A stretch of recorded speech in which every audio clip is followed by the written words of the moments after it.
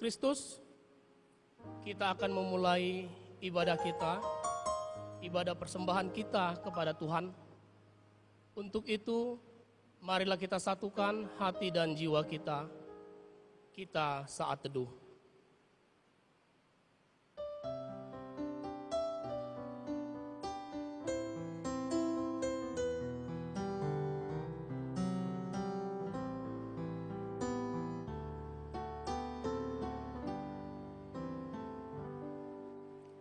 Amin. Kita angkat pujian, kita bernyanyi dari Kidung Jemaat nomor 370 ayat 1 sampai ayat 2.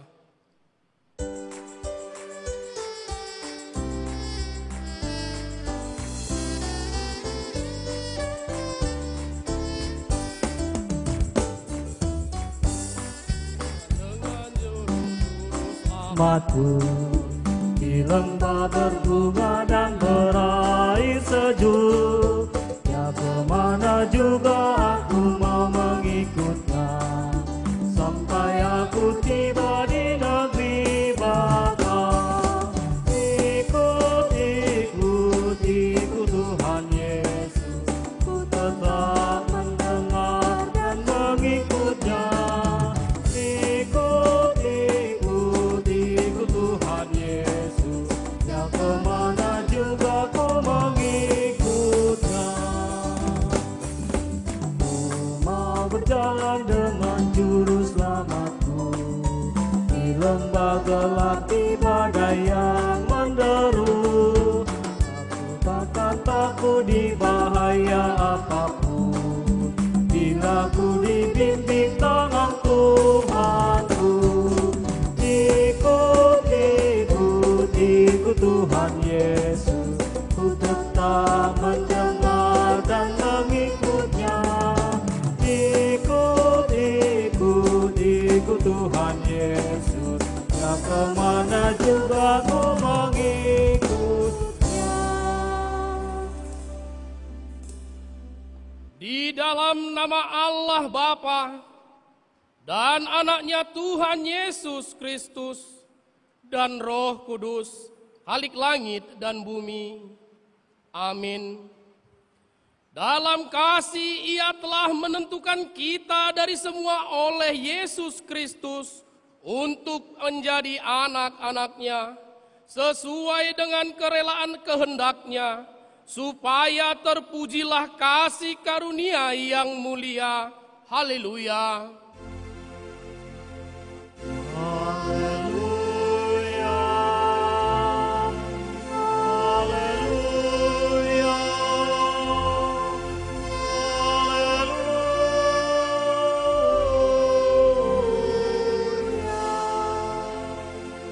Kita berdoa. Ya Allah Bapa kami di dalam Yesus Kristus Tuhan kami, Engkau telah mencurahkan Roh Kudus, penghibur dan penolong kami, agar kami senantiasa dipelihara di dalam kebenaran firman-Mu.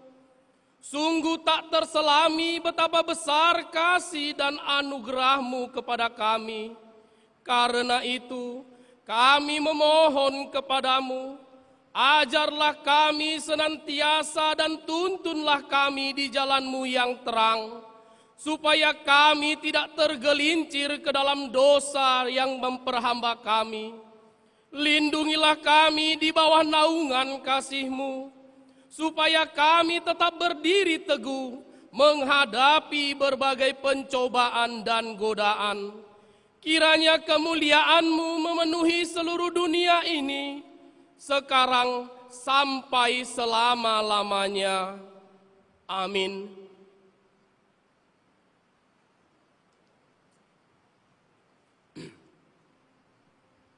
Kita angkat pujian, kita bernyanyi dari pelengkap Kidung Jemaat nomor 255 ayat 1.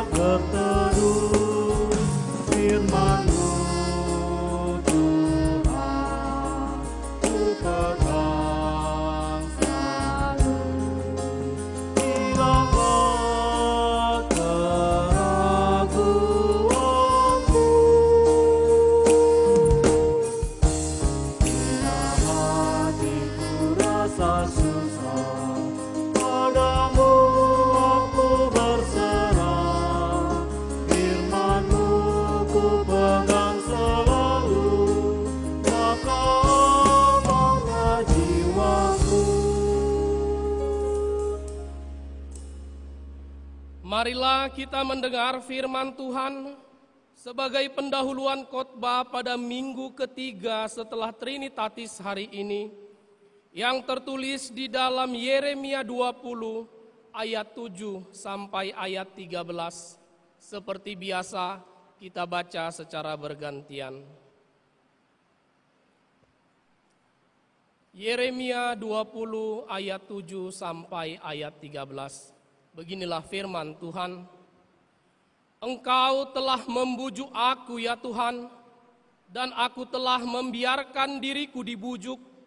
Engkau terlalu kuat bagiku dan engkau menundukkan aku. Aku telah menjadi tertawaan sepanjang hari. Semuanya mereka mengolok-ngolokkan aku.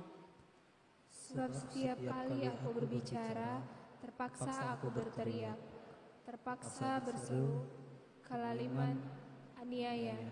Sebab firman Tuhan telah menjadi celah dan cemooh bagiku sepanjang hari.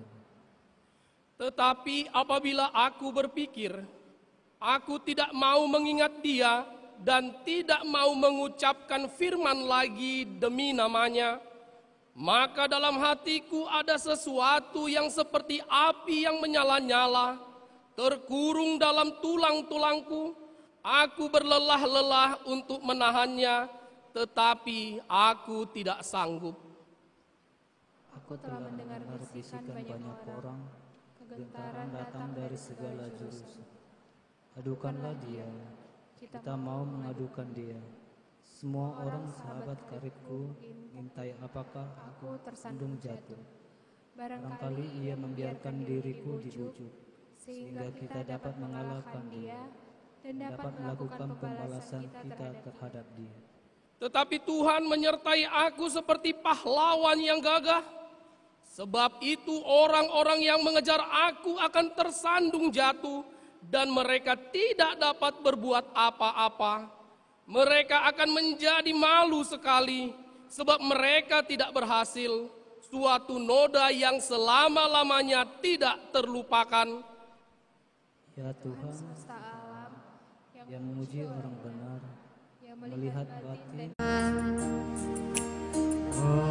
Mengiring Tuhan tiada jemu. Bila kau pimpin jalan hidup, tidak ku takutkan salah satu.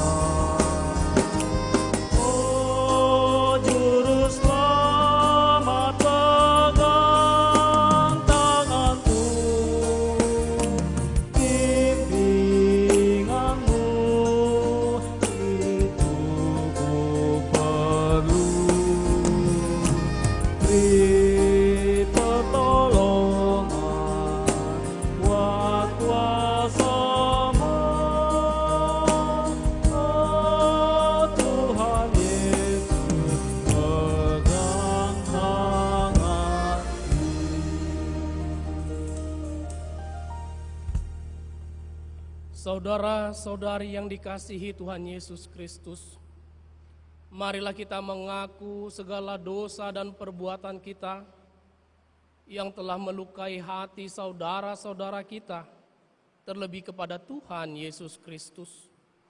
Untuk itu, dengan segenap hati, marilah kita mengaku dosa kita di hadapan Tuhan.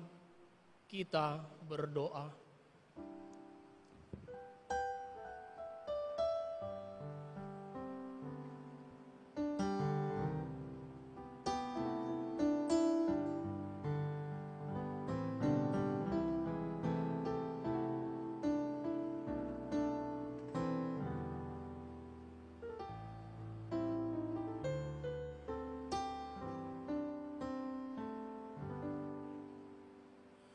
Tuhan Yesus Kristus, Anak Tunggal Tuhan Allah yang Maha Tinggi, kami sujud menyembah di hadapan kaki-Mu yang suci, yang ditembus paku kenistaan karena dosa dan kejahatan kami.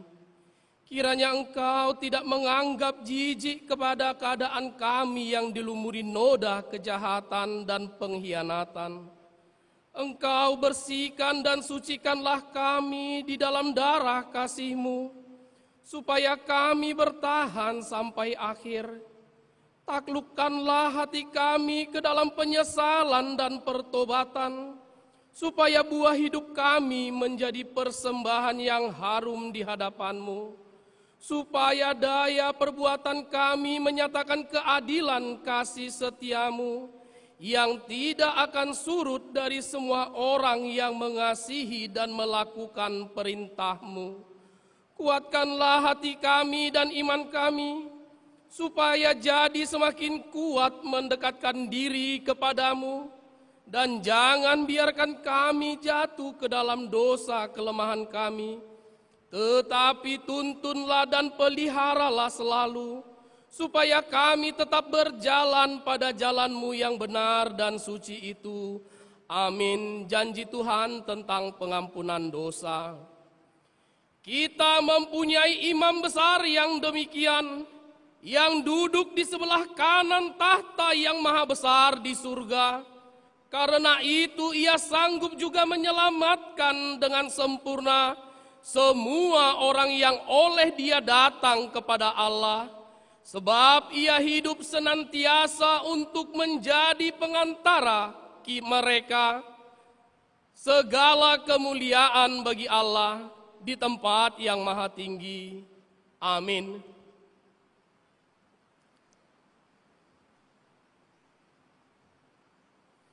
Kita angkat pujian, kita bernyanyi dari pelengkap Kidung Jemaat nomor 46 ayat 1 sampai ayat 2.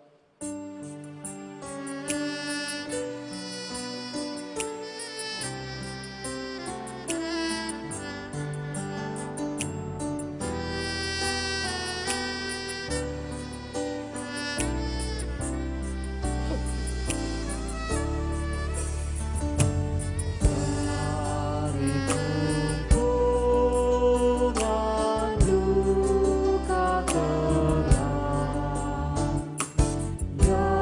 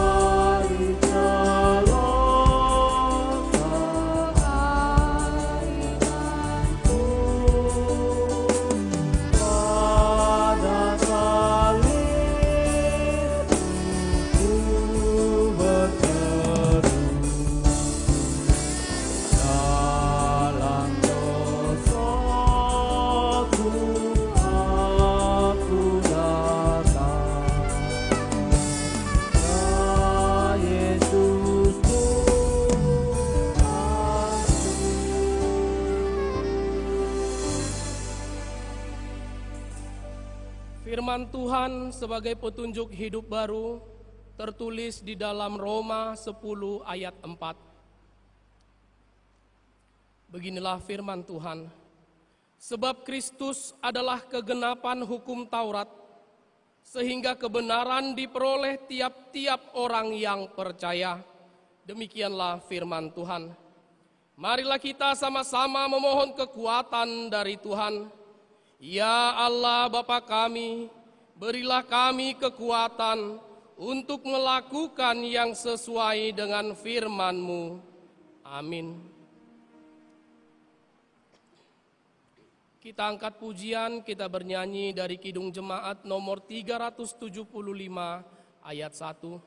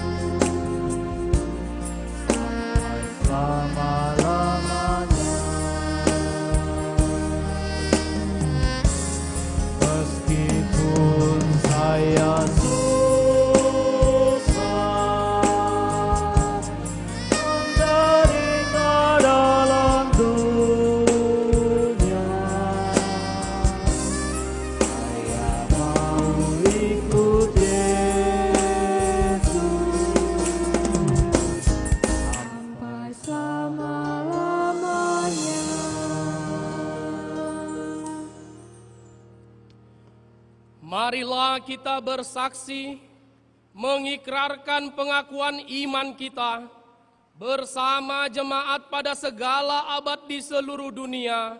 Kita bersama-sama mengucapkannya. Aku percaya kepada Allah Bapa yang Maha Kuasa, Khalik langit dan bumi.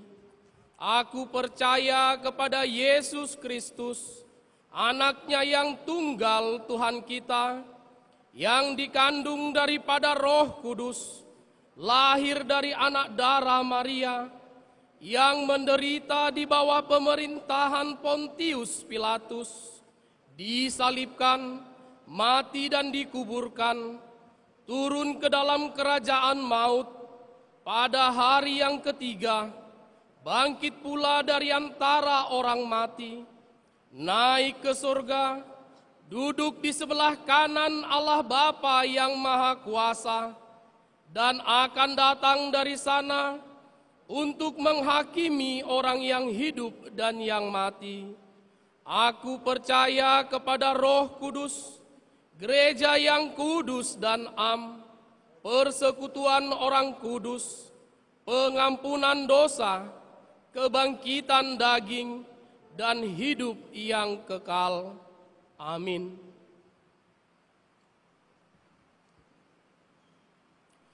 Untuk menyambut sabda Allah, kita bernyanyi dari Kidung Jemaat nomor 376 ayat 1 sampai ayat 3.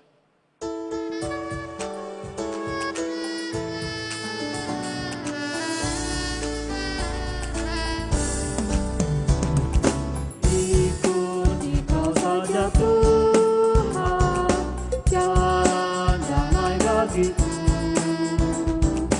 aku selamat dan sentosa hanya oleh darah. Aku ingin ikuti Kau dan mengabdi padamu, dalam Engkau juru selamat. Bahagia penuh, ikuti Kau di sengsara, karena janji-Mu teguh. Atas kuasa kegelapan Ku menang bersama-Mu. Aku ingin ikuti Kau dan mengabdi padamu, dalam Engkau juru selamat. bahagia penuh. Ikut dan menyangkal diri, aku buang yang panas, hanya turut kehendakku dan padamu berserah. Aku ingin ikut dikau dan mengabdi padamu, dalam dikau juru selamat, bahagia penuh. Damai sejahtera dari Allah Bapa yang melampaui segala akal dan pikiran, kiranya memelihara dan hati dan pikiranmu juga di dalam Kristus Yesus Tuhan kita. Amin. Shalom.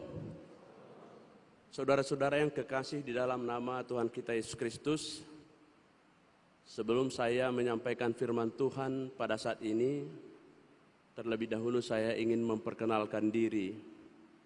Saya adalah Pendeta Elson Lingga.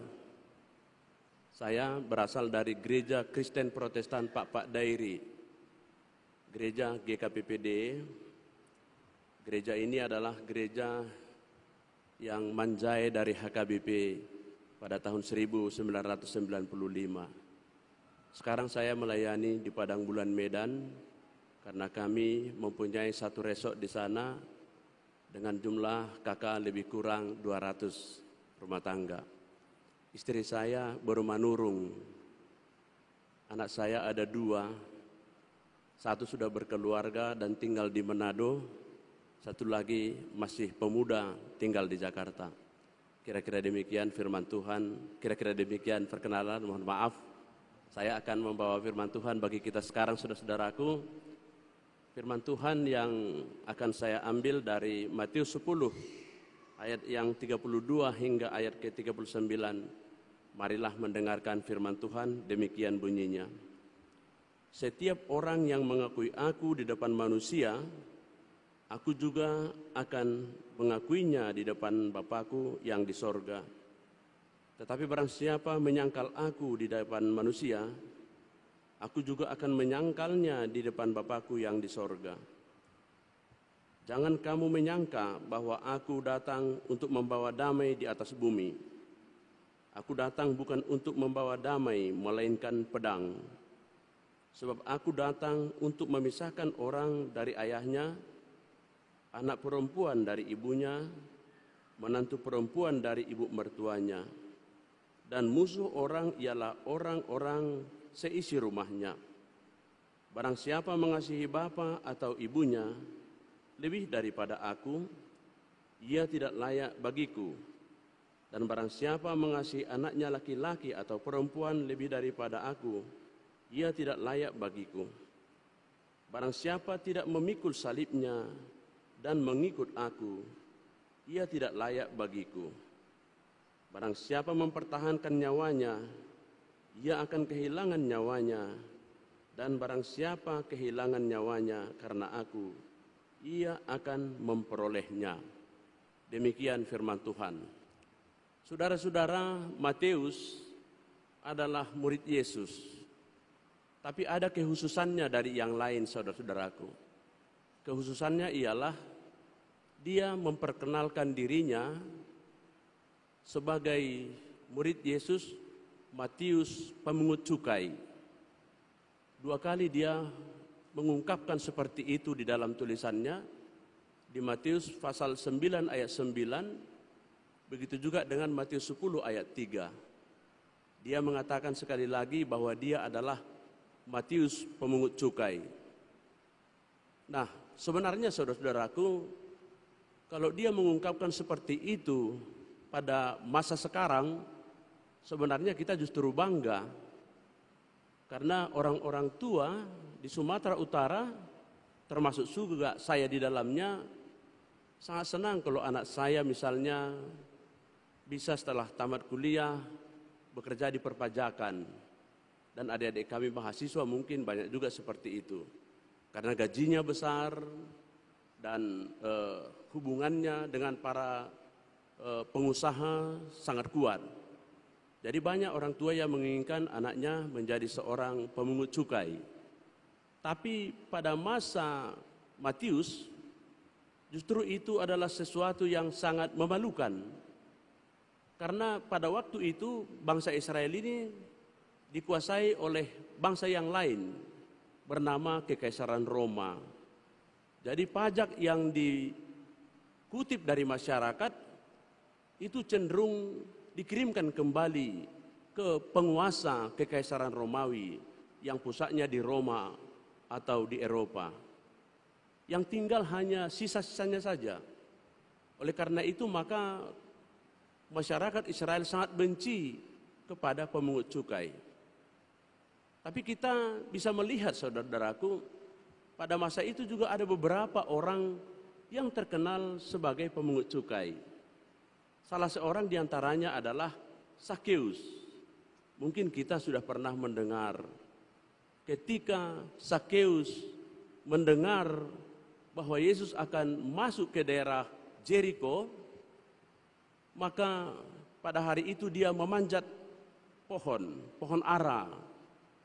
Dari pohon ara itu dia melihat siapa sebenarnya Yesus yang sangat terkenal itu. Tapi sebelum dia begitu jelas melihat Yesus, tapi Yesus sudah melihat dia. Dan kemudian Yesus mengatakan kepadanya, Zakheus, turunlah. Karena pada hari ini aku ingin makan dan minum di rumahmu.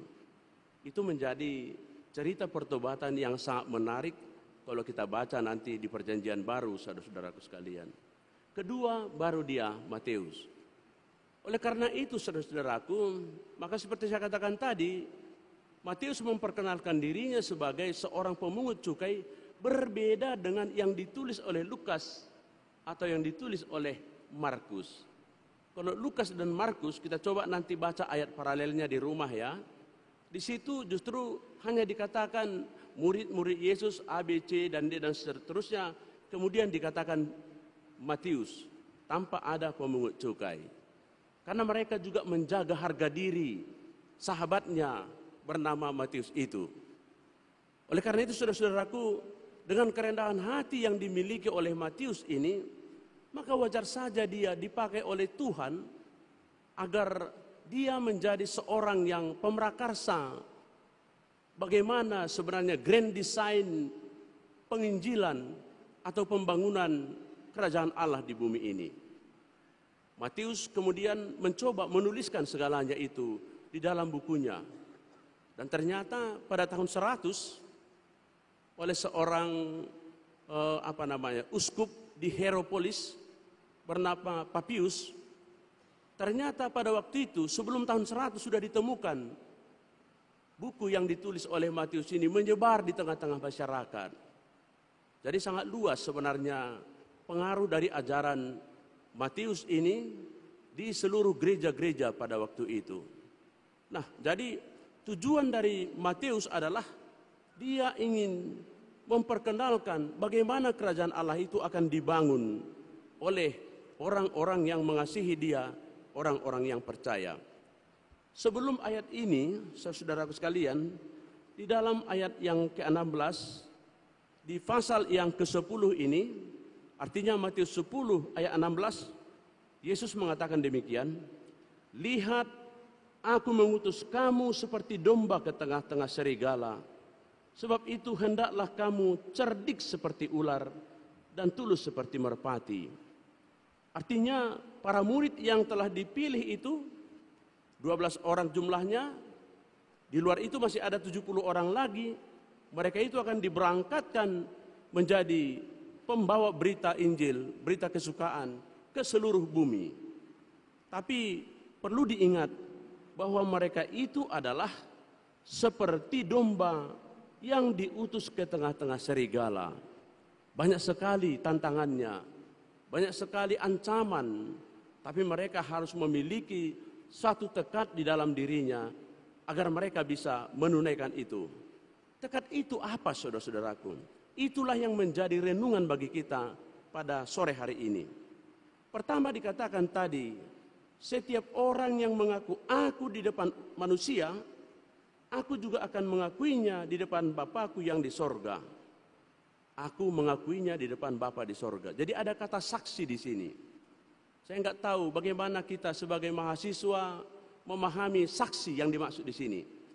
Mungkin di antara kita banyak dari jurusan hukum ya. Jurusan hukum paling mengenal dan paling mengetahui apa sebenarnya fungsi daripada saksi di sini. Karena kesaksian yang dimiliki oleh seorang murid Yesus adalah kesaksian yang benar dan sejati. Tidak ada bohong di dalamnya. Karena kalau ada saksi palsu, dia akan memberatkan terdakwa. Fakultas hukum pasti mengetahui itu. Jadi kalau kita ingat misalnya pada waktu pengadilan Sambo, Jenderal Sambo itu, sering sekali kita lihat ada saksi-saksi baru. Jadi pada waktu itu ada seorang yang mengangkat sumpah bagi dia. Diangkat sumpah dan dibawa Alkitab di situ. Agar kata-katanya itu benar dan tidak ada kebohongan di dalamnya. Nah, jadi yang dimaksud di sini menjadi saksi adalah menjadi pembawa berita yang benar sesuai dengan apa yang dikatakan atau apa yang diteladankan Yesus kepada mereka. Ada juga murid-murid Yesus yang pada mulanya mengatakan dia akan bersaksi bahwa Yesus itu adalah Tuhan, tapi kemudian dia mengingkari itu, seperti dilakukan oleh seorang murid Yesus bernama Petrus itu. Petrus kan sebelum ayam berkokok, dia sudah 3 kali menganggap dia tidak memiliki hubungan dengan Yesus. Dia menyangkal hubungannya dengan Tuhannya. Tapi ketika dia disadarkan kembali oleh Yesus, maka dia menangis karena dia kemudian menyadari apa yang dia perbuat itu telah merugikan Tuhan Yesus sendiri dan telah merugikan orang-orang yang percaya kepada Yesus. Tapi untunglah Petrus pada akhirnya sadar. Kemudian dia bertobat.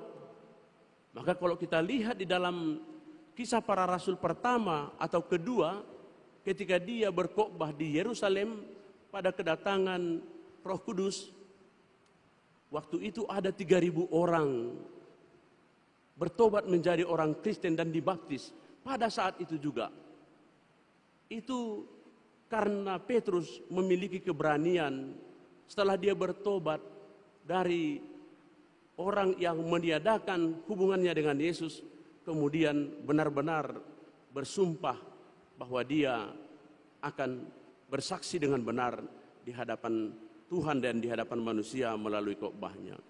Nah, jadi itu yang pertama dikatakan di sini, saudara-saudaraku. Tapi yang kedua dikatakan tadi akan terjadi akan terjadi perlawanan antara orang yang kemudian menjadi Kristen di tengah-tengah keluarganya. Itu dikatakan tadi di dalam ayat 34 hingga ayat 36 ketika Yesus mengatakan, "Aku datang bukan untuk membawa damai, melainkan pedang." Jadi ini jangan kita anggap menjadi ayat yang bisa dirujuk sebagai ayat-ayat radikal atau ayat-ayat yang dipakai oleh para teroris. Yesus bukan mengatakan bahwa Yesus membawa pedang hingga mengajak kita untuk berperang. Tapi yang mau dikatakan di sini adalah bahwa orang yang akan menyaksikan Kristus di hadapan umum itu, dia akan ditolak di mana-mana. Sama halnya saudara-saudaraku kalau kita membaca atau mendengarkan kesaksian di YouTube sekarang ini. Banyaknya orang-orang yang meninggalkan agama I dan masuk ke agama lain, terutama agama Kristen. Dan dia mengatakan bahwa keluarganya menolak dia, bahkan diancam dibunuh. Bahkan terkadang dikatakan bahwa keluarga itu telah menganggap dia orang yang mati dan tidak perlu lagi datang ke rumah. Orang-orang Batak juga seperti itu pada dahulu kala. Saya pernah membaca tulisan yang dikarang oleh Dr. Andar Lumban Tobing, Bishop GKPI pada waktu itu. Dia katakan pada masa mula-mula kekristenan di Tapanuli Utara, kalau ada orang menjadi Kristen, maka dia akan dipisahkan dari keluarganya. Dimasukkan ke dalam satu desa, namanya itu Desa Damai, Huta Damai, itu di dalam bahasa Toba, yang dekat dengan Tarutung. Kenapa harus dipisahkan? Karena kalau dia masih di tengah-tengah keluarganya, kemungkinan besar dia akan diracun, kemungkinan besar dia akan dibunuh. Oleh karena itu dia akan lebih bagus tinggal bukan bersama-sama dengan keluarganya lagi. Nah, itu saudara-saudaraku yang paling penting kita pahami. Di ayat yang ke-38 dan 39 dikatakan, barang siapa tidak memikul salibnya dan mengikut aku, ia tidak layak bagiku. Barang siapa mempertahankan nyawanya, ia akan kehilangan nyawanya, dan barang siapa kehilangan nyawanya karena aku, ia akan memperolehnya. Nah, saudara-saudaraku sekalian, ayat ini mencoba lagi menjelaskan kepada kita bahwa kita sebagai orang Kristen harus mampu memikul salib kita, memikul kesulitan-kesulitan yang kita hadapi sebagai orang percaya. Saya tidak tahu apakah kita pernah merasakan penderitaan karena iman percaya kita. Saya adalah seorang pendeta yang datang dari Gereja Kristen Protestan Pak Dairi seperti saya kenalkan tadi. Kami pernah mengalami dalam 1 minggu saja gereja kami dibakar, bahkan ada 5 gereja dibongkar. Walaupun kami menangis, para ibu-ibu terutama mereka tidak tahan melihat traktor yang menghancurkan tembok-tembok gereja itu, tapi tidak ada yang keberatan. Para algojo itu dan para saudara-saudara kita dari agama itu dengan sangat sukacita merobohkan gereja itu. Itu sangat mengerikan bagi kami. Pada saat itu saya sering sekali berjalan ke desa-desa di Aceh Singkil. Saya meminta kepada gereja-gereja supaya mereka tidak melawan. Kalau mereka melawan, saya tidak tahu bagaimana jadinya orang Kristen di Aceh Singkil ini.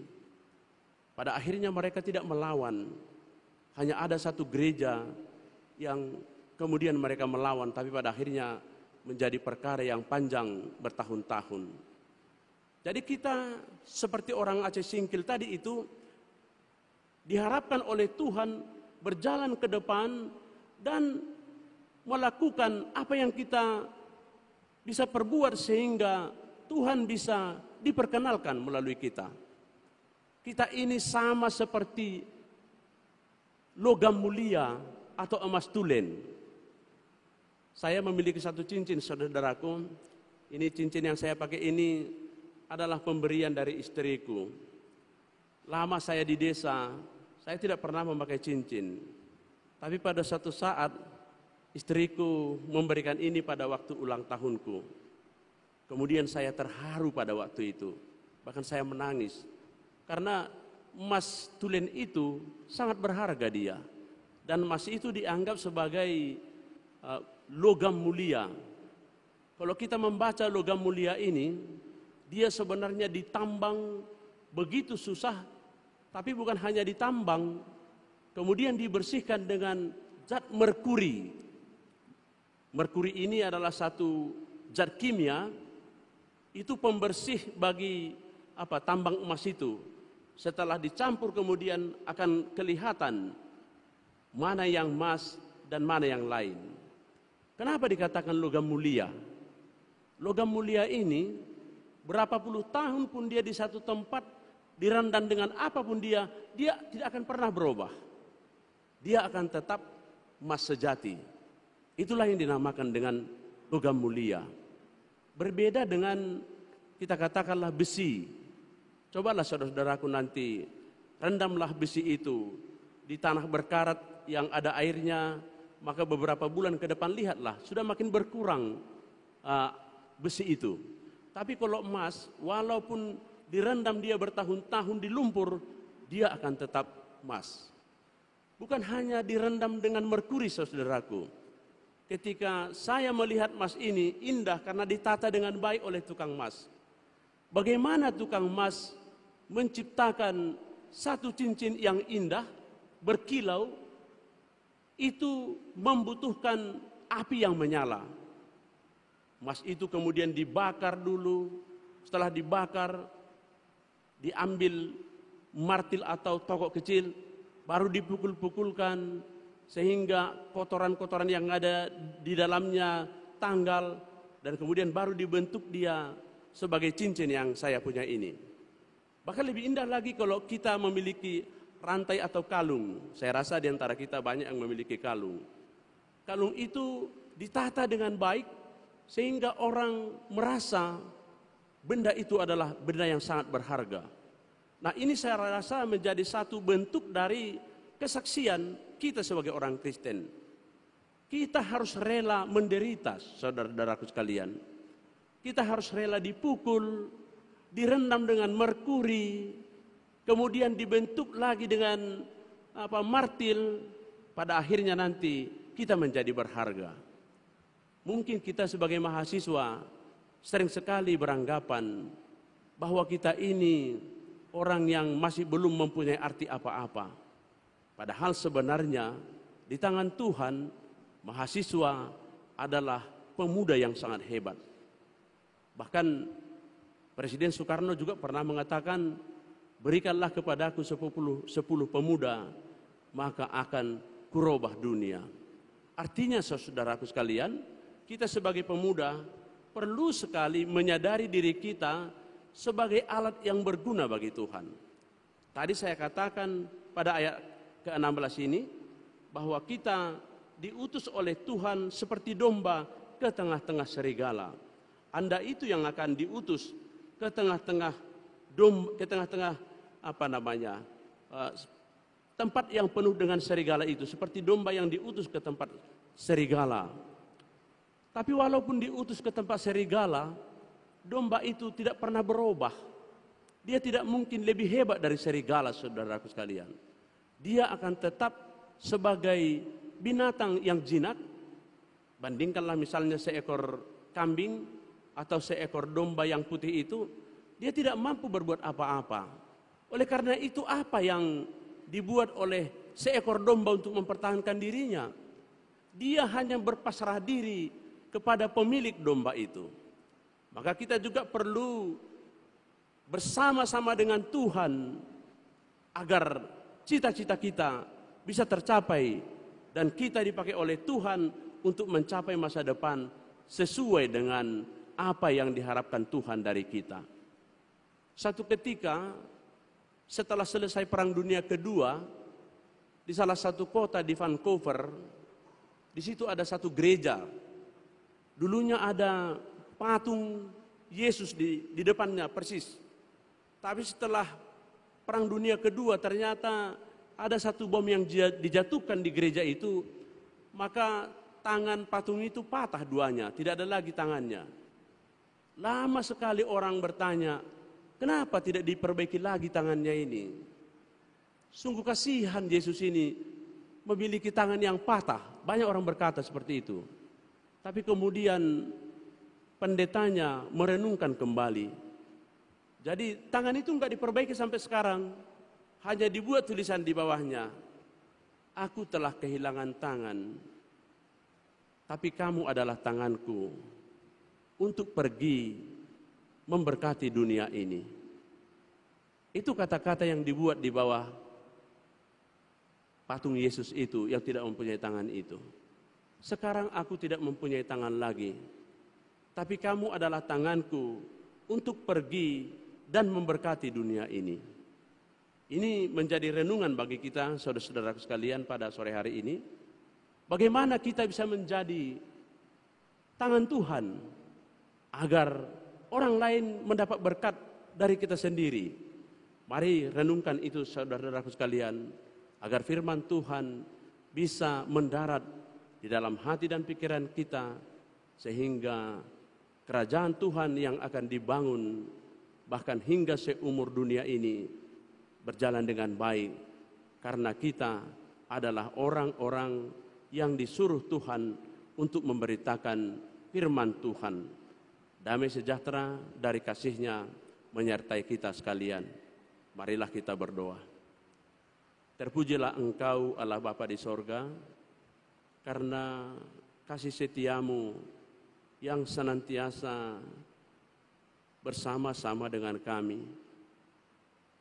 Kami sering merasakan ya Tuhan, begitu berat tugas dan tanggung jawab kami sebagai mahasiswa atau sebagai masyarakat umum di kota metropolitan Medan yang sangat besar ini. Terkadang kami merasa tidak mampu untuk menjadi murid Tuhan karena keterbatasan kami. Tapi Tuhan mengatakan kepada kami, barang siapa yang mampu memikul salibnya, maka dia adalah murid-murid Tuhan. Oleh karena itu Tuhan, berikanlah kesadaran kepada kami, agar kami mampu melihat diri kami sebagai alat di tangan Tuhan untuk memberkati dunia ini. Terkadang kami lupa bahwa kami sebagai anak muda, sebagai pribadi yang Tuhan tempatkan di kota Medan ini untuk memberitakan firman Tuhan. Tetapi pada saat ini kami dikuatkan kembali. Kiranya renungan ini menguatkan kami menjadi murid-murid Tuhan di masa depan. Itulah doa dan permohonan kami. Di dalam Kristus kami telah berdoa dan mengucap syukur. Amin. Marilah kita menyanyi, saudaraku.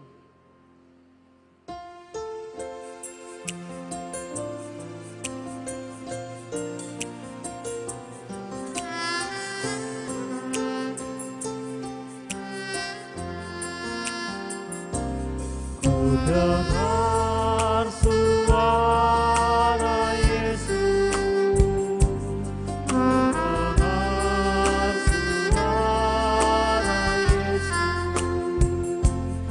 terus sangatku memanggil, ikut salib, ikutlah aku.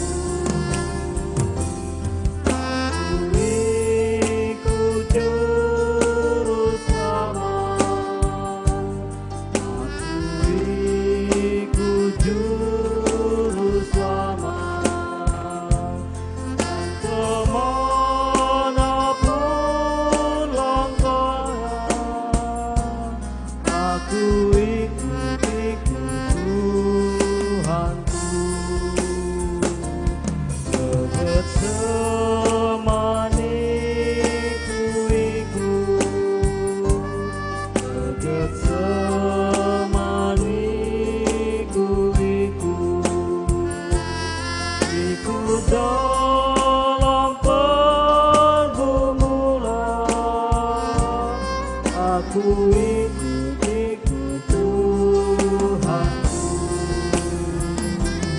aku ikut Juru Selamat, aku ikut Juru Selamat, dan kemanapun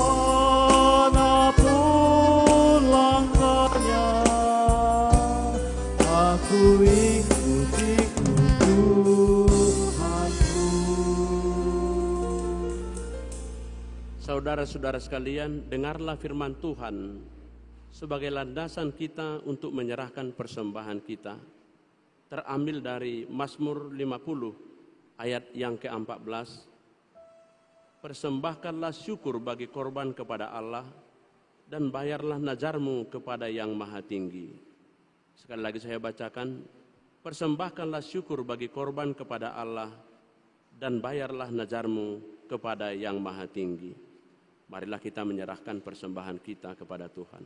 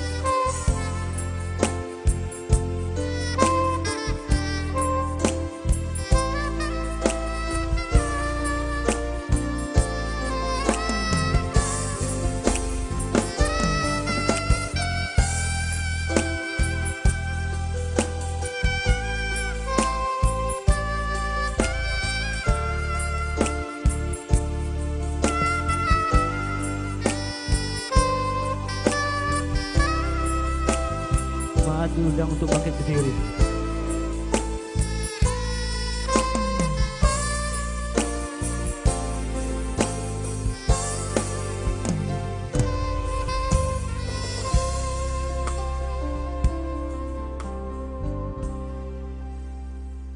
Marilah kita menyerahkan persembahan kita kepada Tuhan. Kita berdoa. Ya Allah Bapa kami yang di surga, kami mengaku dengan setulus hati, Engkaulah sumber segala berkat dan karunia. Di sini kami memberikan persembahan syukur kami kepadamu. Terimalah persembahan umat-Mu dan berkatilah menjadi alat kesaksian, persekutuan, dan pelayanan jemaat-Mu ini. Jadikanlah hidup kami persembahan yang berkenan kepadamu, dan pakailah hidup kami untuk turut menghadirkan tanda-tanda kerajaan-Mu di seluruh dunia. Kasih, keadilan, damai sejahtera, sukacita. Bukalah hati kami oleh Roh Kudus-Mu, agar kami senantiasa mengucapkan syukur kepadamu. Di dalam nama Yesus Kristus Tuhan kami. Amin. Persembahan pada Tuhanku, sambil puji Yesus, Juru Selamatku. Dengan sukaria puji padamu, dan merasa kaya dalam Tuhanku. Bapa kami yang di sorga, dikuduskanlah namamu. Datanglah kerajaan-Mu. Jadilah kehendak-Mu di bumi seperti di surga. Berikanlah kami pada hari ini makanan kami yang secukupnya, dan ampunilah kami akan kesalahan kami, seperti kami juga mengampuni orang yang bersalah kepada kami. Dan janganlah membawa kami ke dalam pencobaan, tetapi lepaskanlah kami daripada yang jahat. Karena Kau yang punya kerajaan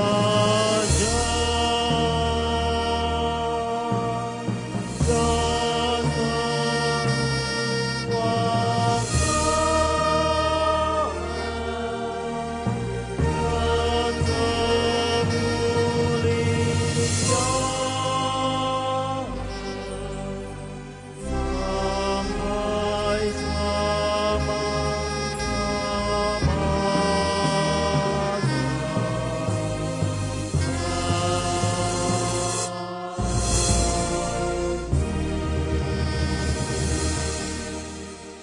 Pulanglah dengan damai dan terimalah berkat dari Tuhan. Tuhan memberkati engkau dan melindungi engkau. Tuhan menyinari engkau dengan wajah-Nya dan memberi engkau kasih karunia. Tuhan menghadapkan wajah-Nya kepadamu dan memberi engkau damai sejahtera. Amin.